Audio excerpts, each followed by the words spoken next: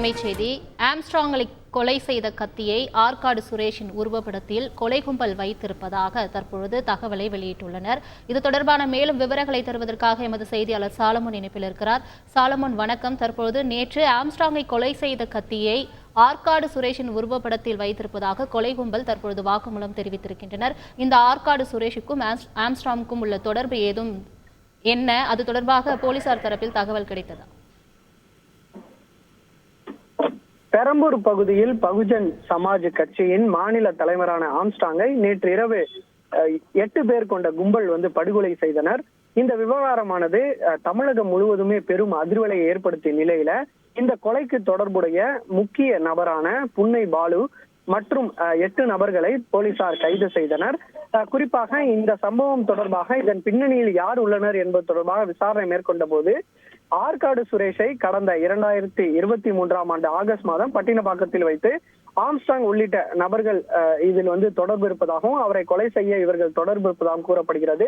இந்த சம்பவம் தொடர்பாக அதற்கு பழி வாங்குவதற்காக ஆற்காடு சுரேஷின் சகோதரரான புன்னை பாலு என்பவர் அவரது கூட்டாளிகளுடன் இணைந்து ஆம்ஸ்ட்ராங்கை கொலை செய்திருப்பது விசாரணையில தெரிய வந்துள்ளது. குறிப்பாக தற்போது போலீசார் நடத்திய விசாரணையில பல்வேறு தகவல்களானது வெளியாகியுள்ளது. அந்த தகவல்களை இவர்கள் ஆம்ஸ்ட்ராங்கை கொலை செய்தவுடன் அந்த ரத்த கரை கொண்ட கத்தியுடன் திருவள்ளூருக்கு சென்று அங்க இருக்கக்கூடிய அவரது உருவப்படத்திற்கு, அதாவது ஆற்காடு சுரேஷின் உருவப்படத்திற்கு அவர் அங்கே வைத்து கத்தியை வைத்து பூஜை செய்திருப்பதாக கூறப்படுகிறது. குறிப்பாக நேற்று ஆற்காடு சுரேஷின் பிறந்த நாளை ஒட்டி ஆம்ஸ்ட்ராங்கை கொலை செய்து இருப்பதால் அதற்கு அவரது ஆற்காடு சுரேஷின் உருவப்படத்தில் இந்த கத்தியை வைத்து அவர்கள் பூஜை செய்திருப்பதாக கூறப்படுகிறது.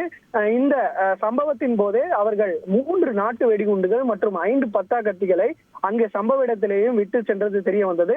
அதன் பின்பாக பூஜை செய்தவுடன் அவர்கள் உடனடியாக திருவள்ளூர் நீதிமன்ற வழக்கறிஞரான ஒருவரிடம் அண்ணாநகர் துணை ஆணையர் அலுவலகத்துல ஆஜராகி இருப்பதும் போலீசாரின் விசாரணையில தெரிய வந்துள்ளது. தொடர்ச்சியாக இந்த 8 நபர்களிடம் விசாரணை மேற்கொண்டு வரையில் இதற்கு பின்புலமாக யாரும் உள்ளனரா என்பது தொடர்பாகவும் தற்போது செம்பியம் காவல்துறையினர் தீவிரமாக தனியிடத்தில் வைத்து விசாரணை மேற்கொண்டு வருகின்றனர். விரிவான தகவல்களுக்கு நன்றி சாலமன்.